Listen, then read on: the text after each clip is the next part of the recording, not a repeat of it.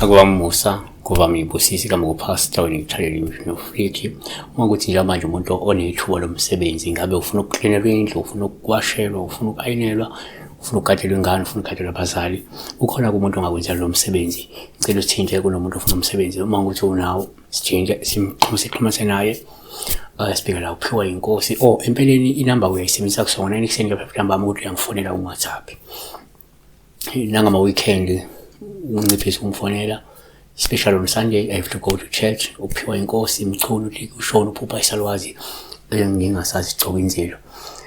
Kubalekile ukubingelela, kubalekile ukucela kanza kwethu iloko uma umuntu uyabingelela uyacela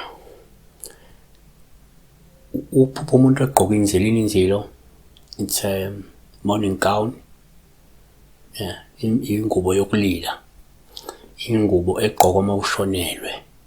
So number 1 ngokwesintu uma uphupha la umuntu ongamazi lo gogo ongamazi uphawu olubi uma egqoka inzilo lusengavela ngoba kungenzeka kunomunye umuntu omaziyo vele oyisalukwazi onesinyama odinga ukugezwa.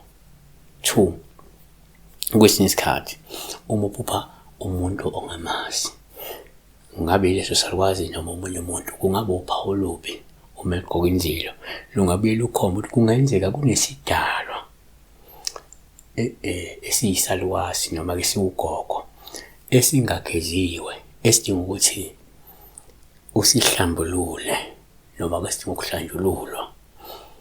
3 futhi uma uphupha umuntu noma leso salukwazi noma umuntu ogogo egqoka inzilo lokhu kungasho kuphawu olubi olungakhomba ukuthi unomuntu okwenza uyisalukazi kodwa wahamba egqoka inzilo ongazange akhunyulwe ahlanjululwe.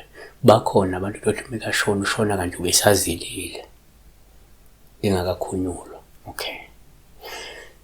4 kuyenzeka futhi uma uphupha umuntu ngabe isalukwazi ngabe umkhulu ngabe ugogo egqoka uphawu olubi uma egqoka inzilo lungabe lukhomba ukuthi kungenzeka kunesifo esingase sehle esingalindelekile futhi kuyenzeka uma kuzoshona umuntu ephinde bonakale futhi omunye egqoka inzilo. Siyabonga besibheka la ukuphupha umuntu egqoka inzilo ngabe umuntu owugogo, umuntu owumkhulu, umuntu oyingane kuzofanana lo muntu loyo. Siyabonga. Blessed.